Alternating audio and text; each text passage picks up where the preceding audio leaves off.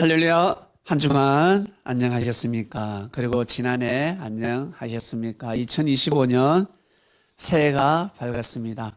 2025년 뱀의 해라고 합니다. 푸른 뱀이라고 합니다. 을사년. 뱀 하면 좋아하는 사람이 있는 반면에 그리스도인들은 뱀을 좀 싫어합니다. 왜냐하면 에덴 동산에서 하나님한테 저주받은 동물이 뱀이기 때문에 하나님한테 저주받았다라고 기록되어 있으니까 와, 뱀을 좀 싫어합니다. 우리 동양에는 이 12띠가 있지 않습니까? 자축, 인묘, 진사. 자, 올해는 뱀해입니다.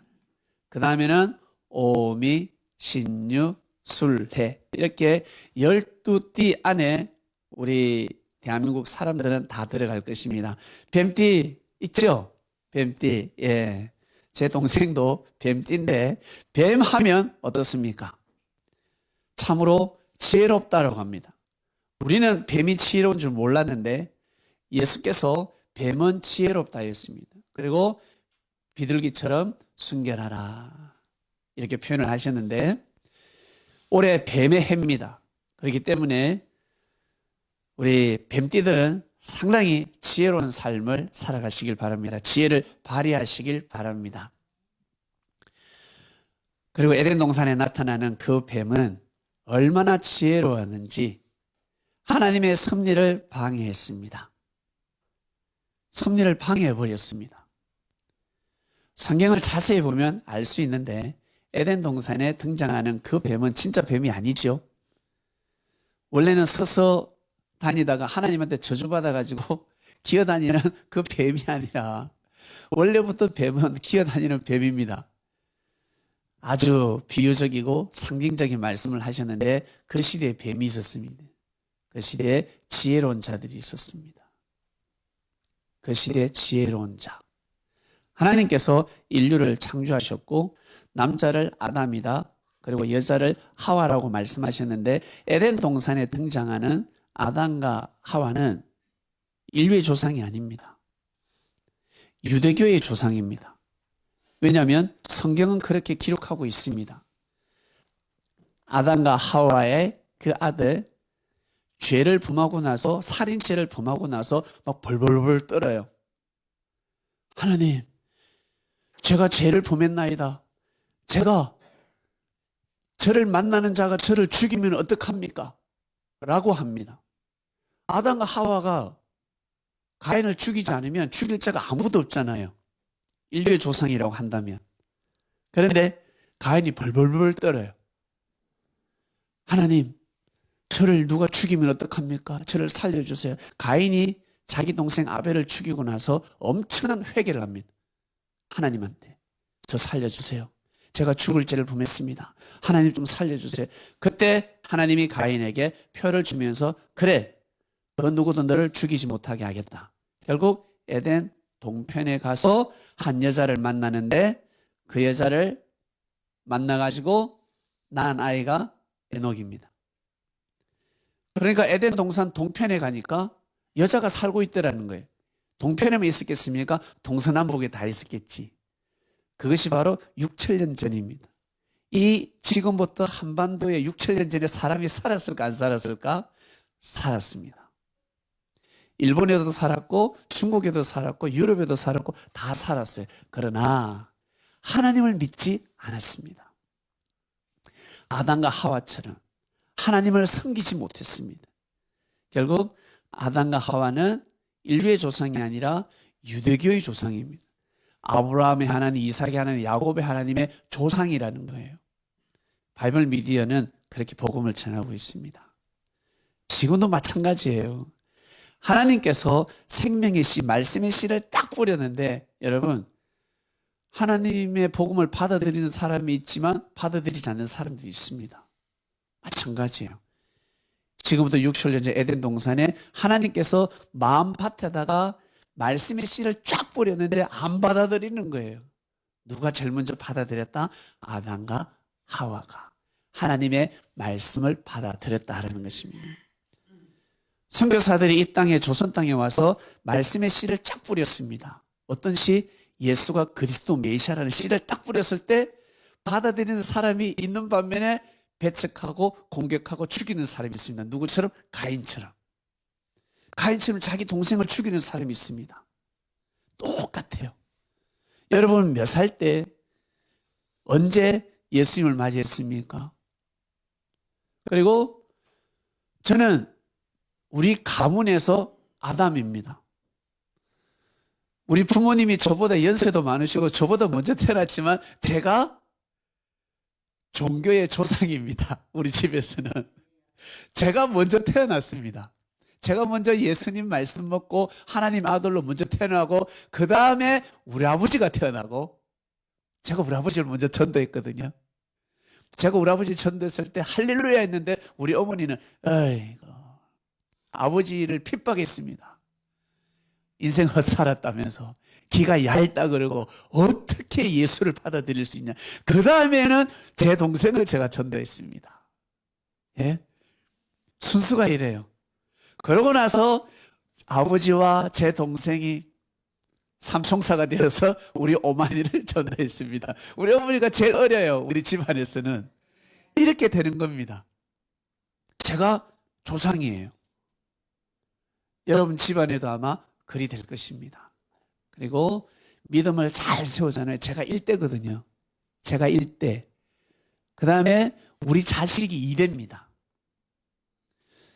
우리 자식이 저처럼 열심히 신앙생활 잘하면 아주 큰 인물이 나옵니다. 그리고 제 손자가 있을 거 아닙니까? 제 손자가 진짜 하나님을 잘 믿으면 큰 인물이 나와요. 근데 이 3대까지 가기가 진짜 어렵습니다. 3대까지만 가면 4대째 천재가 나타납니다. 이것이 바로 아브라함, 이삭, 야곱의 역사입니다.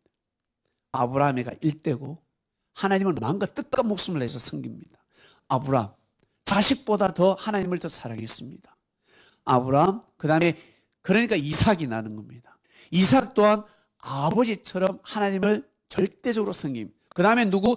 야곱이 등장합니다. 야곱이 또 어때? 하나님을 절대적으로 섬깁니다. 그러니까 누가 나타나요? 가문을 구원하는 자가 아니라 민족을, 국가를 구원하는 요셉이 탄생하는 겁니다. 여러분 4대째가 그래요. 4대만 가면 끝나는 겁니다. 어마어마한 역사를 일으킬 수 있습니다. 그리고 전도를 한번 잘 해보세요.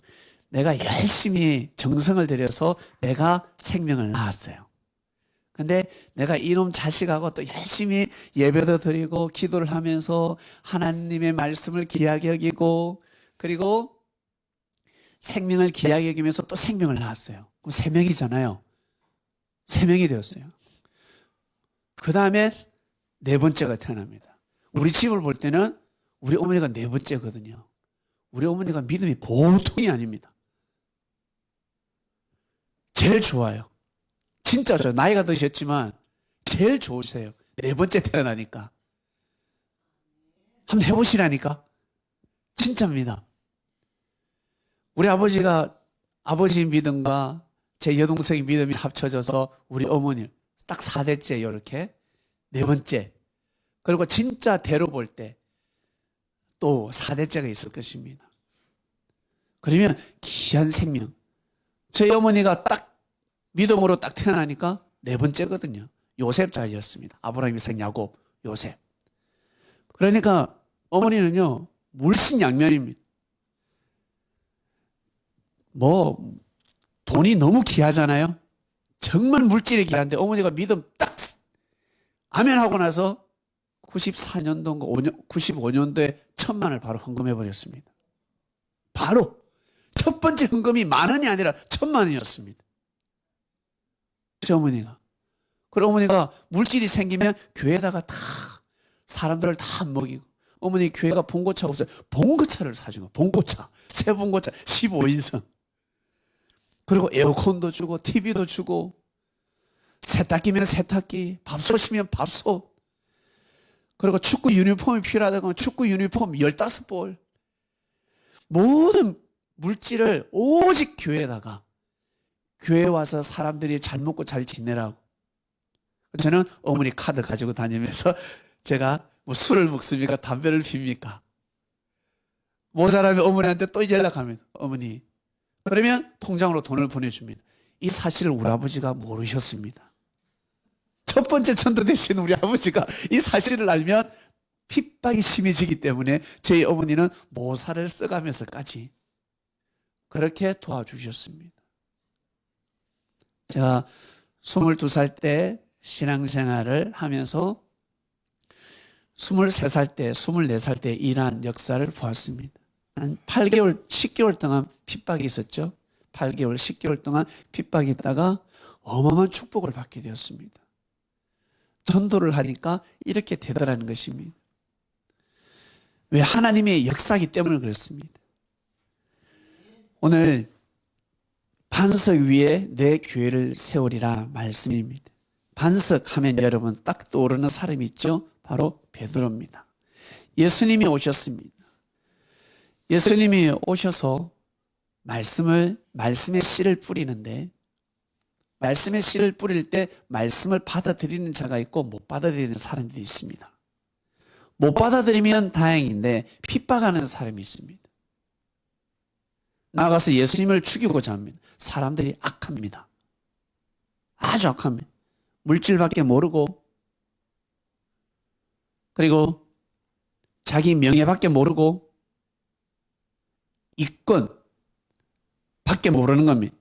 자기가 잘 되고, 그리고 유대인들은 조그만 말씀이 다르면 이단이를 해버립니다. 그리고 태어날 때 장애인들이 있습니다. 장애인들은 신에게 저주받은 자라 하였습니다. 그러니까 성장하지도 못하고 결혼도 못합니다. 하나님이 저주했다라고 합니다. 그리고 살아가다가 병에 걸립니다. 사고가 났는데 병에 걸리면 하나님한테 심판받았다라고 합니다. 저자를 멀리하도록 하라 라고 합니다. 그러한 시대였습니다.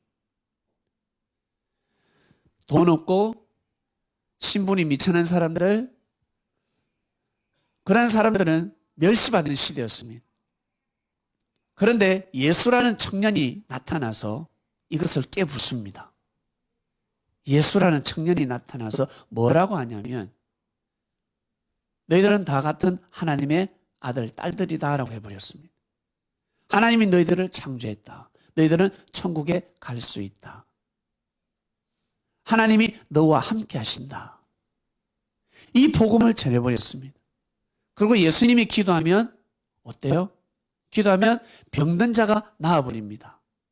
바리새인도 서기관도 이 유대인들도 율법사도 기도하면 낫는데, 그렇게 복음을 전하는 사람이 기도하니까 또 나아버리는 거예요. 그리고 예수님의 말씀을 듣고 집에 가면 마음이 편안합니다. 꿈자리가 뒤숭숭하다가 뱀이 꿈에 나타나기도 하고 가히 눌리기도 하고, 하여튼 혼자 있을 때 두려워, 혼자 있을 때 뭔가 불안증이 와요. 그런데 예수님을 만나고 집에 가면 혼자 있을 때 이제는 편안함이 오는 겁니다. 그 예수라는 청년이 전한 말씀을 생각하면 생각할수록 기가 막히거든. 원죄가 뭔지.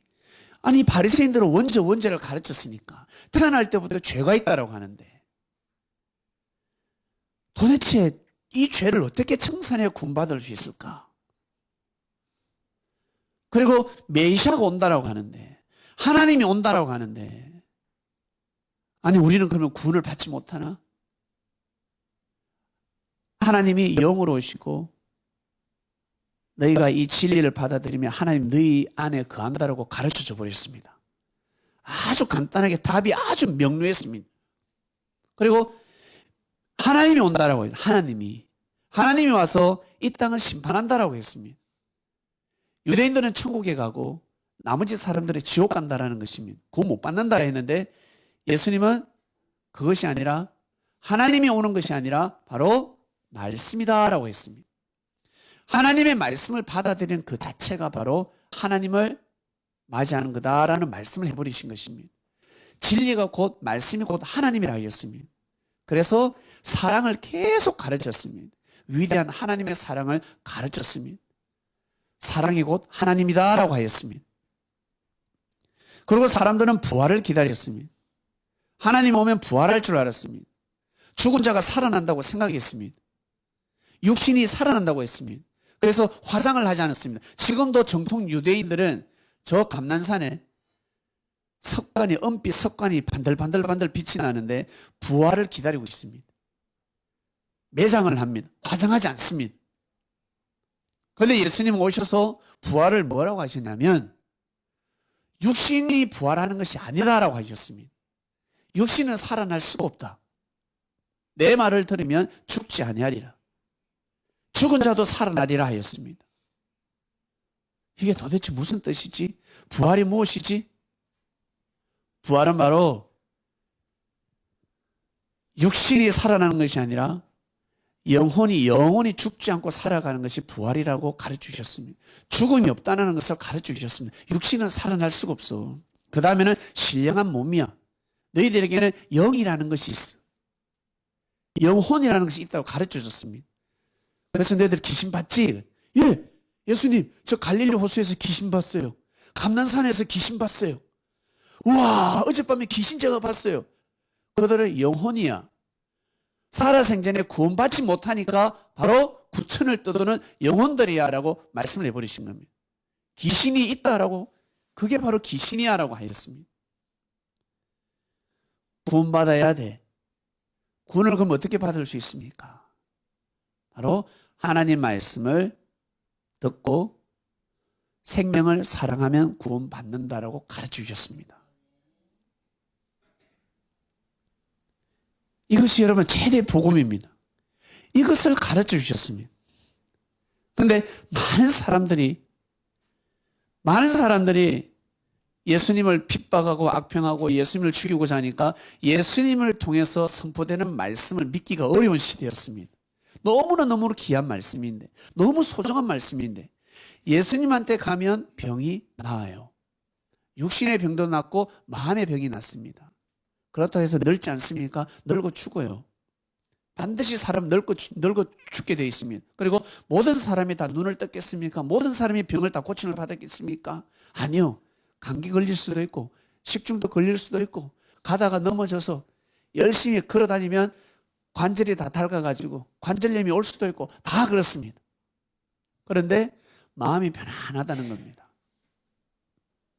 그리고 먹고 사는데 지장이 없습니다. 오병이의 역사가 일어납니다. 참 놀랍습니다.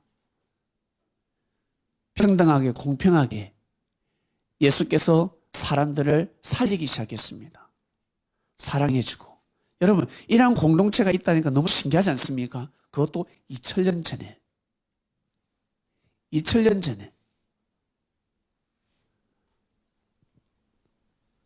결국 예수님은 십자가의 길을 가야 되겠다. 내가 죽을 수밖에 없겠구나라는 것을 아시잖아요.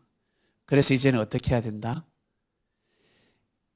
예수님 같은 믿음을 가진 자를 뽑아야 됩니다. 예수님처럼.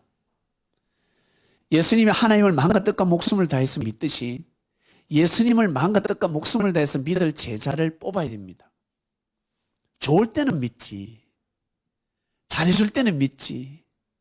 그러나 시험에도 통과하고 섭섭함에도 통과하고 모든 시험에 통과하는 제자가 필요합니다. 목에 칼이 들어와도 믿음을 지킬 제자가 필요한 겁니다. 그러한 제자를 찾으십니다. 하나님이 보내주시겠지. 예수님은 그렇게 생각하시지 않았겠습니까? 하나님의 역사이기 때문에 하나님이 예수님을 보내기 때문에 예수님은 분명히 생각하셨습니다. 하나님이 그러한 제자를 보내줄 것이야. 엄부의 권세가 이기지 못하는 제자가 분명히 올 것이야.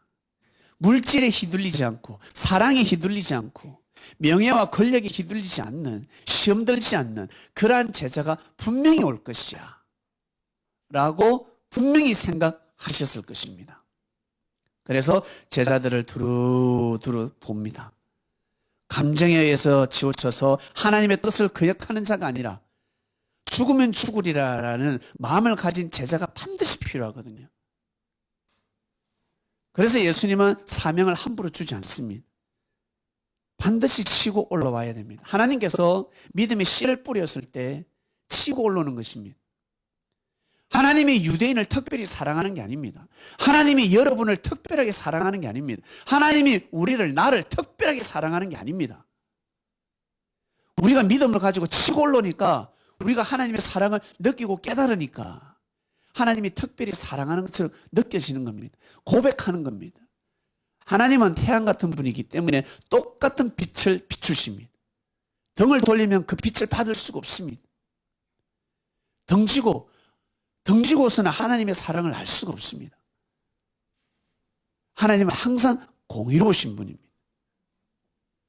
똑같이 복음을 전파하시는 분입니다. 똑같은 복을 내리시는 분입니다. 그 복에 무릎을 꿇는 사람이 있고 무릎을 꿇지 않는 사람이 있습니다. 결국 그 제자들 중에서 딱 눈에 띄는 제자가 있는데 바로 누구였습니까? 베드로입니다. 왜? 그 당시에는 예수님을 위협하는 시대이기 때문에 예수님을 위협하면 가만두지 않겠다는 거예요. 저 새끼 가만두지 않겠다는 거예요. 누가 예수님을 손대면 가만두지 않겠다는 거예요. 그리고 오늘 본문처럼 예수님이 물어봅니다. 한번 보세요. 너희는 나를 누구라 하느냐라고 했습니다.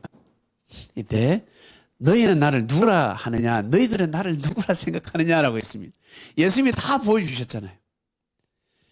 율법의 말씀을 다 풀어주셨고 말세가 뭔지, 종말이 뭔지, 종말은 말세는 끝이 아니라 새로운 시작이다라고 했습니다. 부활은 육신이 영원히 사는 것이 아니라 영원히 사는 거라 했습니다. 가르쳐 주신 겁니다.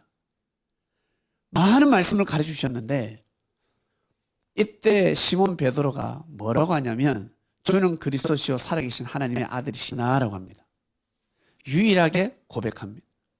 주는 그리스도시요 살아계신 하나님의 아들이시나이다. 주는 그리스도라는 뜻은 하나님을 대신해서 온 사명자라는 뜻입니다. 하나님이 온다 했는데 하나님을 대신해서 바로 당신이 오지 않았습니까? 고백하는 겁니다. 살아계신 하나님의 아들이시나이다 라고 해버렸습니다. 그 다음 볼게요. 여러분 여기에서 참 중요한 말씀이 나갑니다. 예수께서 가라사대 바요나라는 뜻은 요한의 아들이라는 뜻입니다. 시몬아 네가 복이 있도다. 이를 네게 알게 하니는 혈육이 아니요 사람이 너에게 알게 한 것이 아니라 하늘에 계신 내 아버지시니라 하였습니다. 즉 하나님이 베드로의 믿음을 보시고 깨달음을 주신 겁니다. 예수님도 하나님의 지금 뜻을 받아들이는 겁니다. 하나님이 이 베드로를 세우는구나. 하나님 아버지가 많은 제자들 중에서 이 베드로를 반석으로 세우는구나. 감을 잡아버리는 겁니다. 그래서 내가 네게 이르노니 너는 베드로라 하였습니다. 베드로는 반석입니다. 이 반석 위에 내 교회를 세우리니 엄부의 권세가 이기지 못하리라. 어떤 반석? 주는 그리스도시요 살아계신 하나님의 아들이시니다라고 고백하는 이 믿음 위에 교회를 세운다라는 것입니다.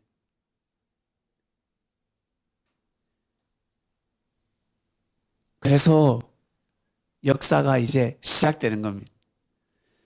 예수님은 돌아가시잖아요.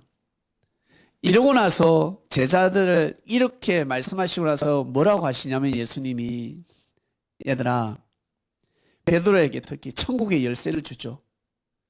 베드로야 내가 천국의 열쇠를 준다. 네가 땅에서 매이면 하늘에서 매이고 네가 땅에서 풀면 하늘에서 풀린다. 그리고 너는 49번 용서가 아니라 490번까지 용서해라 하였습니다.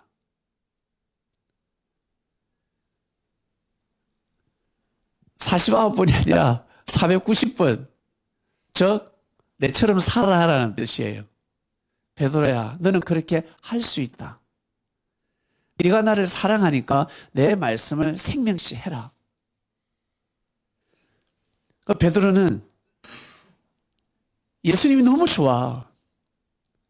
예수님이 너무 좋아서 사람들이 다 떠나도 베드로는 떠나지 않습니다. 이해가 가지 않아도 예수님을 무조건 믿습니다.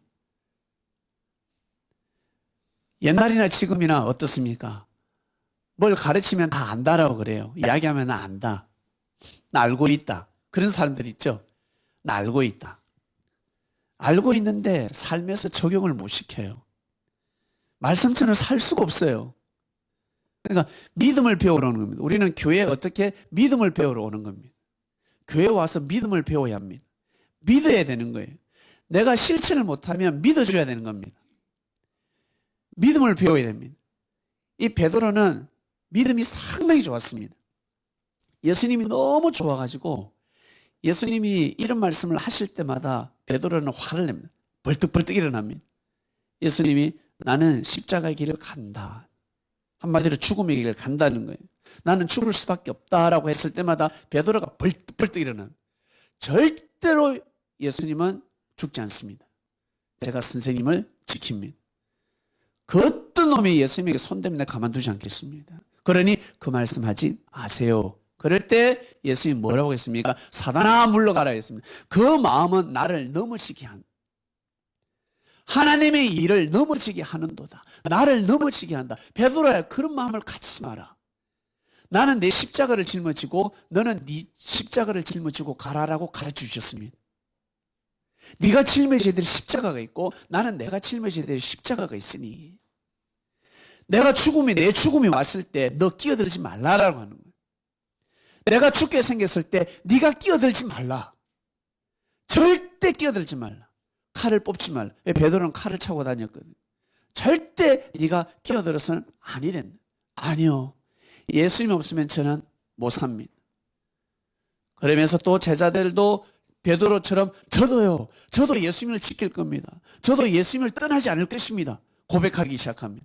그 누구도 예수님에게 손을 못 댈 겁니다. 우리는 선생님을 떠나지 않습니다라고 고백합니다. 베드로를 중심해서 제자들은 예수님을 지키려고 마음을 먹고 있었습니다. 도망가도 예수님과 같이 도망가고 예수님을 잡아가면 가만두지 않겠다라는 것입니다. 그러면서 예수님이 베드로야 그리고 제자들에게 나를 따라오려거든 자신의 십자가를 짊어지고 그리고 반드시 부인해야 된다라고 가르쳐 줍니다. 자신을 부인하도록 하라. 자신을 부인해라. 부인이라는 단어를 잘 기억하시길 바랍니다. 부인하라고 가르칩니다. 부인해야 돼. 부인하지 않고서는 하나님의 뜻을 이룰 수가 없어라고 합니다. 베드로가 하여튼 예수님은 절대 죽을 수 없습니다. 예수님을 잡아가면 제가 가만두지 않겠습니다. 라고 했을 때 예수님이 베드로에게 너는 닭 2번 울기 전에 너는 나를 3번 부인한다라고 했습니다. 3번 부인한다라고 못을 찍어버렸습니다. 도장을 찍어버렸습니다. 그러고 나서 예수님은 이제 어때요? 겟세마네 동산에서 기도하실 때 죽음이 임박했다는 것을 알고 있습니다. 제자들이 졸고 있을 때 일어나서 기도하라라고 또 했잖아요.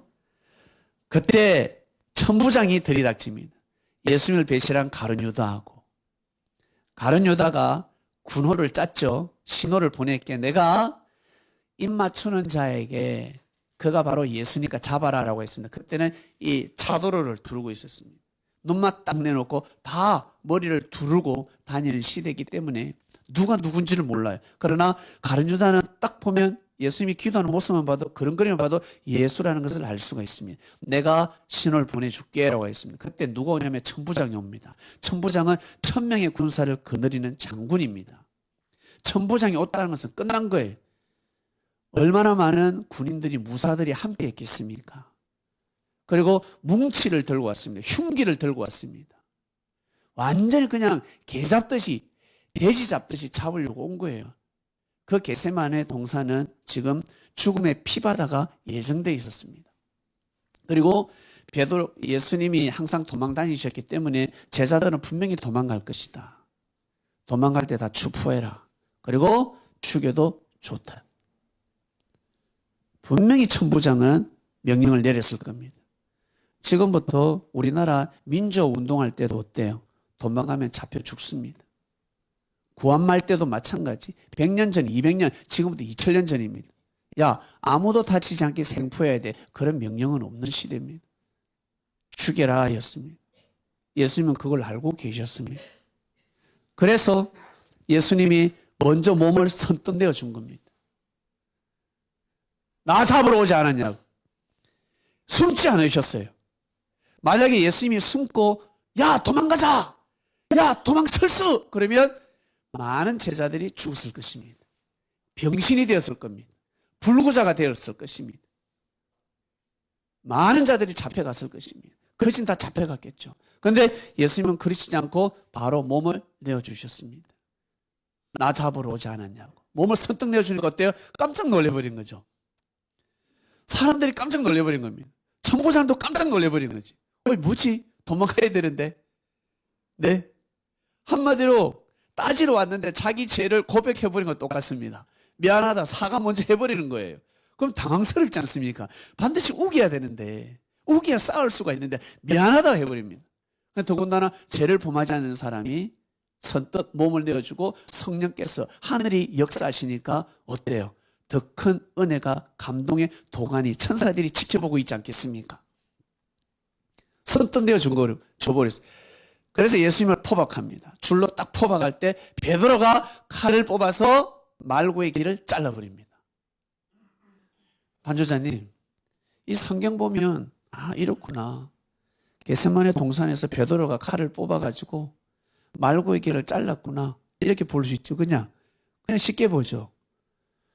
잘 한번 생각해 보세요. 베드로가 칼을 뽑아도 죽을 건데 천부장 앞에서 칼을 뽑으면 죽어요. 강중 민주화 운동할 때요.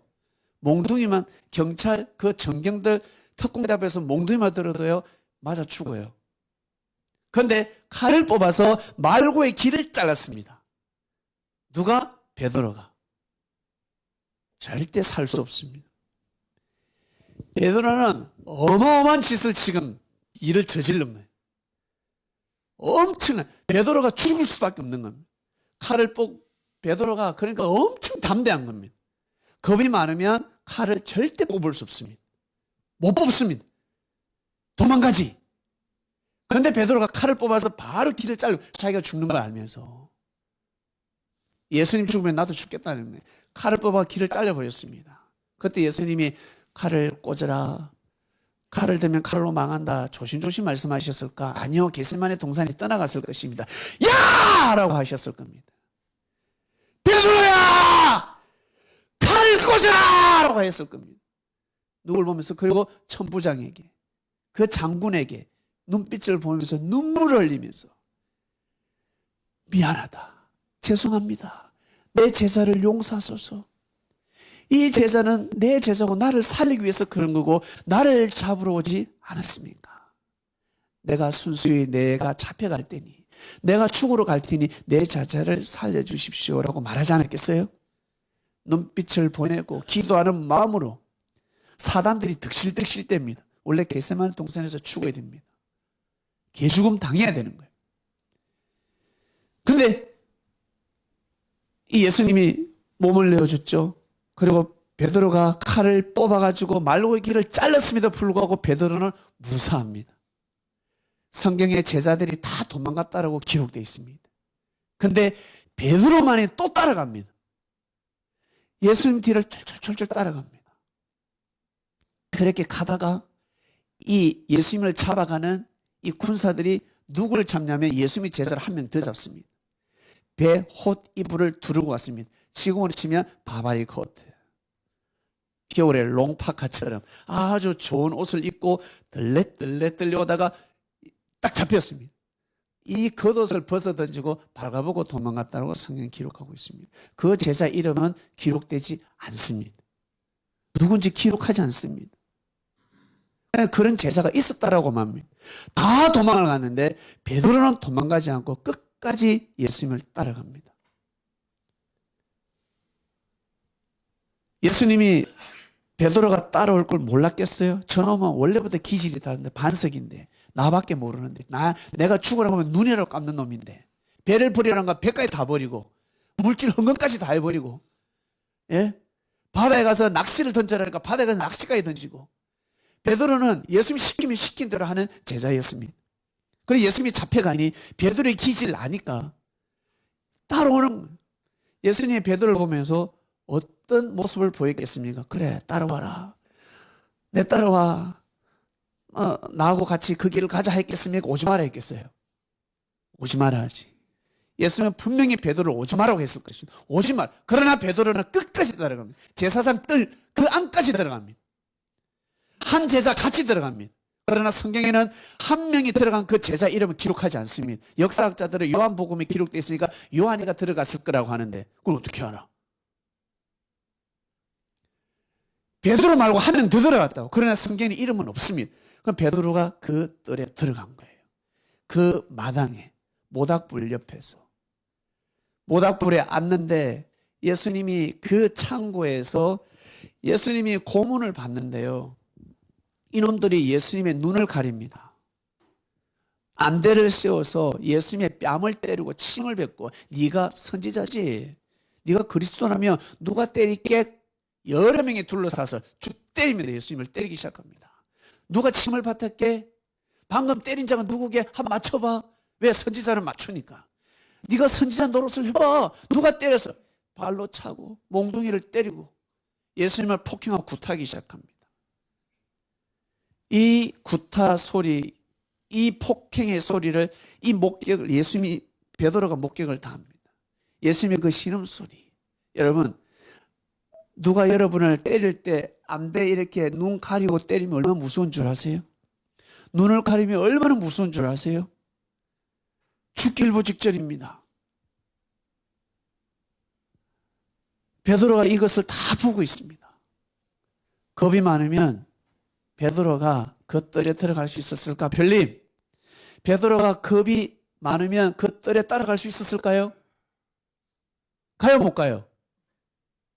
못 가지, 도망가지. 다른 제자들처럼 다 도망가지. 어떻게 베드로가 거기 들어가요? 말도 안 되는 소리입니다. 근데 베드로는 그 모닥불에서 베드로가 만감이 교차하지 않겠습니까? 예수님의 신음소리를 듣습니다. 예수님의 폭행을 그걸 목격합니다. 그래서 베드로는 어떤 마음을 가질까? 내가 반드시 살아남으리라. 이 잡놈들, 예수님이 우리 선생님이 전하신 말씀을 내가 천국 열쇠를 받았으니 이 말씀을 내가 다 전하리라. 너 예수님 죽여도 역사는 절대 죽지 않는다.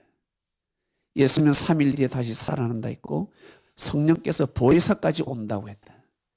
내가 이 복음을, 왜? 성경에도 천국 열쇠를 베드로에게만 줬다고 기록되어 있으니까 다른 제자들이 모르는 말씀을 베드로는 알고 있었다는 거예요. 아주 깊은 말씀을. 내가 이 복음을 반드시 전하리라. 내가 살아서 반드시 전할 거다. 그러려면 베드로는 어떻게 해야 돼요? 배교할 수밖에 없는 겁니다. 그래서 비자 3명이 등장하죠. 베드로에게 너 아까 같이 있었지? 너 겟세마네 동산에 같이 있었잖아.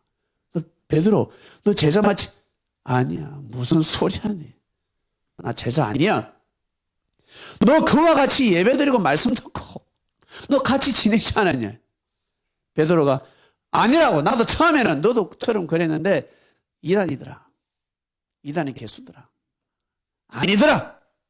마지막 3번째는 베드로가 예수님을 저주했다라고 나옵니다. 성경에는. 예수님이, 베드로가 예수님을 저주했다고 기록하고 있습니다. 도대체 어떤 말을 했길래? 야, 나는 그의 제자가 아니야. 나는 내가 그를 믿으면 여기 왔겠어? 말도 안 되는 소리 하지 마라. 참 그런 말은 기본으로 했을 거예요. 결국 3번 딱 부인하니까 어때요? 닭이 옵니다. 꼭끼요 하면서 닭이 옵니다. 베드로가 닭의 울음소리를 듣고 눈물을 흘립니다. 눈물을 흘립니다. 즉 베드로가 3번 부인한 것은 자기 살기 위해서 겁이 많아서 부인한 것이 아닙니다. 겁이 많으면 겟세마네 동산에서 칼을 절대 뽑을 수 없습니다. 그리고 예수님이 그 고문받는 그 제사장 뜰 집에 잡혀갈 때 절대 동행할 수 없고 그 집에 들어갈 수도 없어요. 안 가요. 누가 거기 가겠어요? 가면 죽는데. 그런데 베드로 보고 겁이 많대. 허물 많은 제자, 겁이 많은 제자. 여러분 혹시 안중근 영화 보셨습니까? 봉오동 전투 보셨습니까? 우리나라 민족 강복 운동을 해도요, 밀정 데리고는 안 된단 말이에요. 밀정 같은 사람은 안 된다고. 스파이 가지고 안 된다고요. 죽으면 죽으리라는 마음을 가져야 됩니다. 스파이 하는 역할은 따로 있지. 근데 간첩이 우리나라 간첩, 우리 간첩이 저쪽 간첩이 되면 안 된다는 거예요. 여 갔다 저 갔다. 일본에게 정보 올리고 우리 강복군에게 정보 올리고 그런 사람이 그 반석이 되겠어요? 반석은요, 죽으면 죽으리라는 마음을 가져야 됩니다. 한 나라의 민주화 운동도 마찬가지, 나라를 찾는 그 강복의 운동도 마찬가지, 죽음의 마음을 가져야 된다니까요. 절대적 믿음을 가져야 그 위에 역사를 할 수가 있습니다. 겁 많은 사람을 따라갈 수가 없어요. 겁 많은 사람 따라가면 죽는다고. 과거의 삶이 현재를 반증하고 현재의 삶은 미래를 좌우하는 겁니다. 베드로는 예수님 같은 믿음을 가지고 있는 사람이었습니다. 그러나 사명이 다릅니다. 예수님은 그리스도고 베드로는 예수님의 제자입니다. 엄청난 믿음을 가진 자였습니다. 그러한 믿음이 있어야 교회를 세울 수가 있습니다. 엄부의 권세가 이기지 못합니다. 엄부의 권세가 이길 수가 없어. 못 이기는 그런 믿음이 있어야 됩니다. 베드로를 통해서 그래서 여러분 역사가 일어난 것입니다. 베드로를 통해서 천국의 복음이 전파된 겁니다. 베드로 성당에 그냥 있는 줄 아세요? 나 베드로 보면 너무 감동돼. 나처럼 왔다리 갔다리 믿음이 왔다 갔다 하고 내가 허물 많고 베드로도 배교하고 배신한 것처럼 나도 그래. 그 차원이 아니라니까요. 그런 사람 통해서는 교회를 세울 수가 없습니다. 하나님의 역사를 세울 수가 없어요. 독립할 때도 독립을 할 수가 없어요. 봉오동 전투 보니까 너무 감동스러운 게 봉오동 전투 그 골짜기로 인도하라. 결국에는 독립군이 안 온다라는 것이 작전이었습니다. 그러니까 일본군을 몰고 와서 거기서 같이 축자했습니다. 근데 어때요? 거기 가니까 독립군이 있었잖아요. 와, 독립군이 있었습니다. 그러한 마음을, 죽으면 죽으리라 마음을, 믿음을 가지지 않으면 절대 사람을 살릴 수가 없습니다. 역사를 이룰 수가 없습니다. 요즘 우리나라가 참으로 살기 좋은 나라가 됐는데 미국보다 프랑스보다 영국보다 더 살기 좋은 나라가 되었습니다. 살기 좋은 나라는 어떤 나라가 살기 좋은 나라일까요? 여러분 다 알고 있는 내용인데 딱 말하라 그러면 말씀할 수가 없을 거예요. 우리나라가 왜 이렇게 잘 살 수 있는 나라일까? 왜 이렇게 잘 살 수 있을까? 네. 아프면 병원에 쉽게 가야 됩니다. 그리고 의료 혜택이 있어야 됩니다. 아픈데 병원이 없어. 그리고 병원에 갔는데 병원비가 너무 비싸. 웬만해서 병원에 못 가. 그러면 살 수 있는 나라가 아닙니다. 그리고 먹을 것이 많아야 됩니다. 먹을 것이 많아야 됩니다. 굶으면 아니 됩니다. 굶으면 괴롭습니다. 아무리 은혜가 있어도 말씀의 은혜가 하나님을 잘 믿어도 굶으면 괴롭습니다. 교회는 그런 곳이 되어야 합니다. 이 나라는 정말 우리 대한민국은 하나님의 교회라고 생각합니다. 이 땅 자체가 쉽게 병원 갈 수 있잖아요. 쉽게 치료받을 수 있잖아요. 아프면 병원 갈 수가 있습니다. 병원이 너무 많아요. 그리고 배가 고프면 맛있는 거 사 먹을 수가 있습니다. 너무나 좋은 나라입니다. 그처럼 우리 바이블 믿어 교회 또한 마찬가지. 우리 교회 오는 사람들은 아픈 사람이 있을 것입니다. 마음이 아픈 사람이 있을 것입니다. 그런 사람이 반드시 안식을 누리는 곳이 되어야 합니다. 그리고 음식을 먹듯이 하나님의 말씀이 있습니다. 하나님의 말씀. 하나님의 말씀이 반드시 영적인 말씀이 있어야 됩니다. 그리고 또 요즘은 못 먹어서 사는 사람 없으니까 그래도 우리 교회에서 오병이의 역사, 우리가 재정이 되는 대로 또 우리가 맛있는 거 간식도 먹고, 그리고 저는 진짜 믿음의 자녀를 낳고 싶습니다. 믿음의 2세, 3세들이 등장하면 좋겠습니다. 만약에 여기 대학생이 와서 열심히 교회 봉사하고, 아르바이트 하는 시간에 교회 봉사하고 전도도 하고 열심히 한번 해보세요. 그러면 저는 등록금 해주고 싶습니다. 혹시 여러분 주위에 교회 봉사하기를 좋아하고, 그리고 나름 하나님을 섬기는 걸 좋아하는 어린아이가 있다 그러면 데려오시길 바랍니다. 잘해주고 싶습니다. 내가 못 먹어도 그러한 학생들은 잘 먹게 해주고 싶습니다. 그리고 제가 별님한테 후원하라 할 수도 있습니다. 별님, 그 학생 한 달에 10만 원씩 후원합시다. 교회 저렇게 봉사 열심히 하는데, 전도도 저렇게 열심히 하는데, 저 우리 어머니한테, 어머니, 저 학생 등록금 내줘야 되겠습니다. 여름방학 2개월 동안 10명 전도했습니다. 제 아르바이트 대신에 교회 와서 전도했으니 등록금 주세요. 전 그렇게 하고 싶습니다. 그런 교회가 되고 싶습니다. 꼭 그런 교회를 만들고 싶습니다. 반석 위에 내 교회를 세우리라. 이 시대에 또한 수많은 교회가 있고, 그리고 우리 또한 마찬가지 하나님의 교회입니다. 바이블 미디어.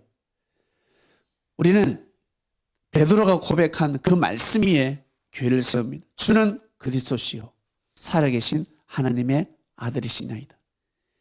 이 믿음이 절대 금이 가서는 아니 될 것입니다. 여러분 개개인 마찬가지 삶 속에서 베드로 같은 믿음을 가지시길 바랍니다. 베드로 같은 마음을 가져야 됩니다. 베드로는 보통이 아닙니다.